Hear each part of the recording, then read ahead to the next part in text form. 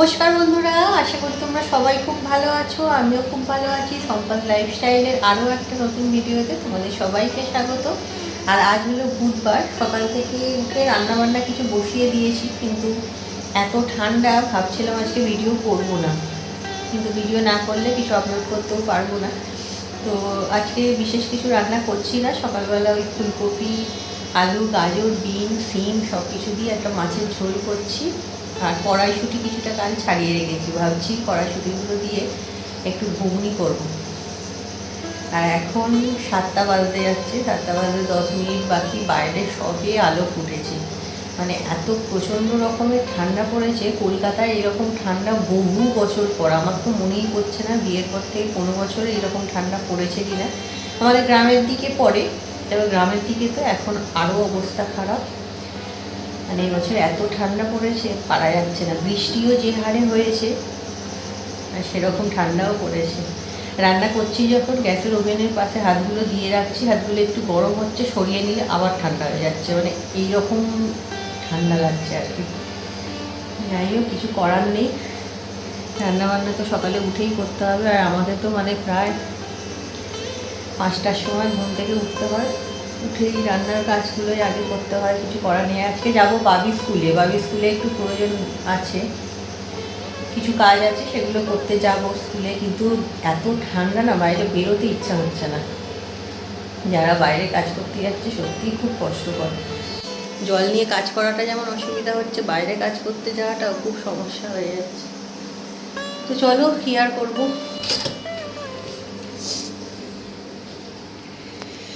কি ঠান্ডা, কি ঠান্ডা। এখানে দেখো কল খোলা, সারা রাত জল পড়েছে।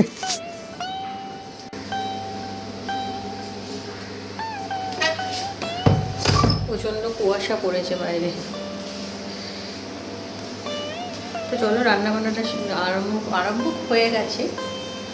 আর আলু ফুলকপি দিয়ে মাছের ঝোলটা তো বললাম বসিয়ে দিয়েছি, আর ঘুগনিটা একটু করে রাখবো বিকেলের জন্য। নাহলে সন্ধ্যাবেলা না এটা ওটা করতে গিয়ে, সবজি কাটা থাকে পরের দিনের জন্য, এসব কাজ করতে গিয়ে না অনেকটা বেলা হয়ে যাচ্ছে, আর বাবিকে পড়তে বসানোর সময় পাচ্ছি না। তাই আজকে ভাবলাম সকালেই রান্নাটা করে রাখি। এই যে এখানে মাছের ঝোল, মানে ঝোলটা হচ্ছে, আর এদিকে এই যে মাছগুলো এখানে ভেজে রেখে দিয়েছি, একটু লাল লাল করেই ভেজেছি। তো চলো ঘুগনিটা করে নিই। কড়াটা প্রথমে বসিয়ে দিয়েছি, আর কড়াইশুঁটিটা না কাল রাতেই সব ছাড়িয়ে রেখে দিয়েছিলাম।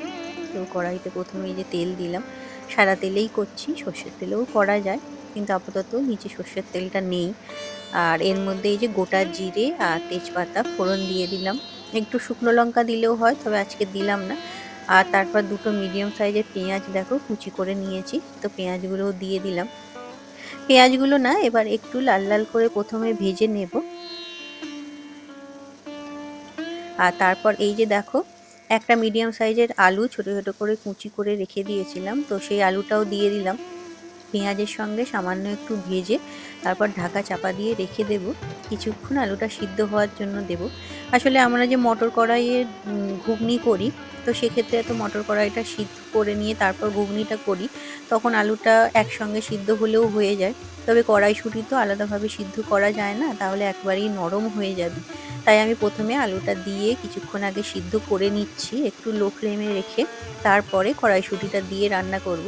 আলু আর কড়াইশুঁটি সবই ভালোভাবে তাহলে সিদ্ধ হবে।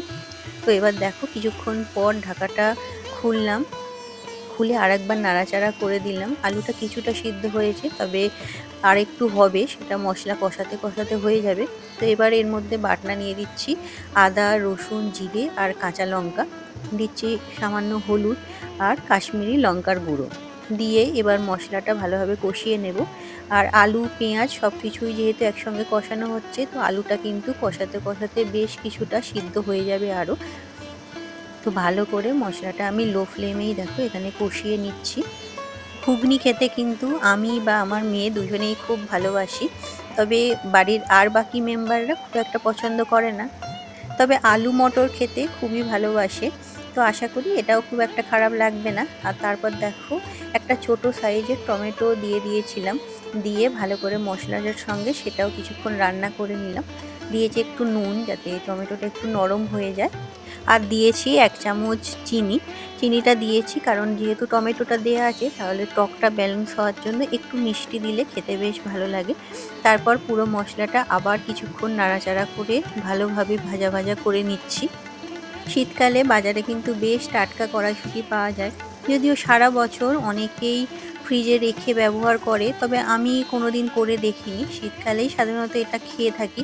তবে এই কড়াইশুঁটি দিয়ে ঘুগনি এর আগে কিন্তু আমি কোনোদিন বানাইনি। আজ ইচ্ছা হলো যে এমনি মটর কড়াই দিয়ে ঘুগনি যেভাবে করা হয়, কড়াইশুঁটি দিয়েও না হয় একবার করে দেখি। রাতের বেলা কি দিয়ে রুটি খাওয়া হবে সেই চিন্তা করতে করতেই না সন্ধ্যেবেলা অনেকটা সময় চলে যায়। তো হঠাৎই মাথায় এলো কড়াইশুঁটি যখন বেশ অনেকটা পরিমাণেই আছে, তাহলে না হয় কড়াইশুঁটি দিয়েই একটু ঘুগনি বানানো যাক।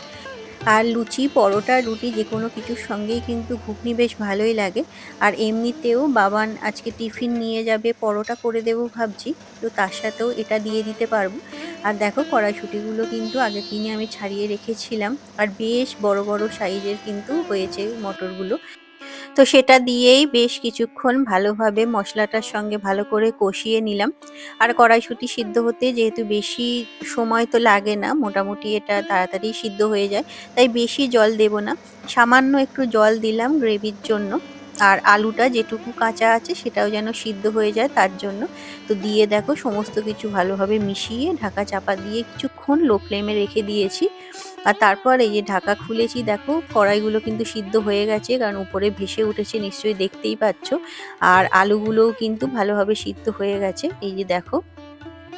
তো কড়াইশুঁটি, আলু সবকিছু সিদ্ধ হয়ে গেছে, গ্রেভিটাও একটু ঘন হয়ে গেছে। আর কয়েকটা আলু আমি একটু ঘেটে দিলাম যাতে গ্রেভিটা আর একটু ঘন হয়ে যায়, কারণ খুব একটা পাতলা ঝোল থাকলে কিন্তু ঘুগনি মোটেই ভালো লাগে না খেতে।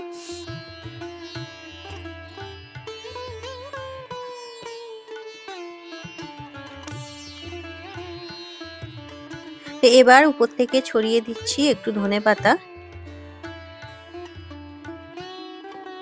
তারপর আরও একবার ভালো করে মিশিয়ে দিচ্ছি।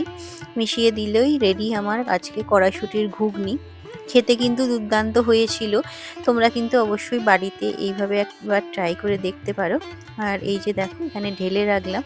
আর আলুগুলো যেহেতু একটু ঘেটে দিয়েছিলাম, ঝোলটা কিন্তু বেশ ঘন হয়েছিল। আর এই প্রচণ্ড ঠান্ডায় যেন তো কাজ করতে যেন ইচ্ছাই হচ্ছিল না। তো রান্না বান্না তো আর বন্ধ রাখলে হবে না, কারণ খাওয়া দাওয়া তো চলবেই যতই ঠান্ডা পড়ুক না কেন। বাবানের আজকে স্কুল আছে, তো ওকে টিফিনে ভাবছি একটু 3 কোনা পরোটা বানিয়ে দেব। আর ওদিকে তো কড়াইশুঁটি দিয়ে ঘুগনিটা করেইছি, সেটাই দিয়ে দেব। খেতে ভালোই লাগবে পরোটার সঙ্গে। তবে যাওয়ার সময়ও পরোটা খেয়েই যাবে, কারণ এমনিতেই যা ঠান্ডা পড়েছে, ভাত খেতে ও খুব একটা চাইছেও না। তো তাই একটু বেশি করেই করলাম। দুটো খেয়ে যাবে আর বাকিগুলো টিফিনে নিয়ে যাবে। তবে পরোটাগুলো কিন্তু আমি আটা দিয়েই বানিয়েছি, লুচি ছাড়া ময়দাটা খুব একটা ব্যবহার করি না। তো আটা দিয়েই পরোটা বানাই এবং খেতে বেশ ভালোই লাগে, কারোর খুব একটা অসুবিধাও হয় না খেতে। তো পরোটাগুলো আজকে ওই যে 3 কোনা করেই বানিয়ে দিলাম বললাম। তবে তাড়াতাড়ি করেই সমস্ত কাজ করতে হচ্ছে, কারণ বাবি ঘুম থেকে উঠে পড়েছে। ওকে একটু খাইয়ে দিয়ে তারপরে একবারে বাবানকে নিয়েই বেরোবো বাবির স্কুলে যাওয়ার জন্য। বাবানকে প্রথমে বাসে তুলে দিয়ে তারপরে যাব বাবির স্কুলে। বাবির স্কুলে আসলে আজকে বই দেওয়ার কথা আছে, তো বইগুলো আনতে যাব। আর যেহেতু মর্নিং স্কুল, অলরেডি আমি একটু দেরিই হয়ে গেছি আমার।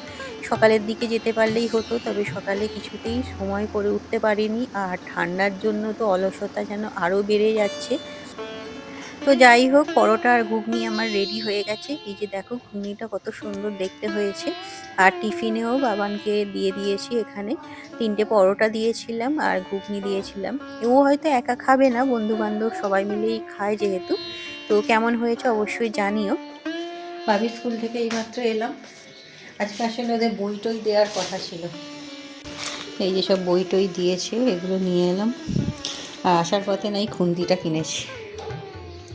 এই খুন্তিগুলো ইদানিং দেখছি অনেকেই বেশ ইউজ করছে। দেখতে পেলাম ওই যে ভ্যানে বিক্রি হয় না, 20 টাকা দাম, বেশি না। তারপর কিছু বাজার করলাম, কিছু সবজি বাজার করে আনলাম।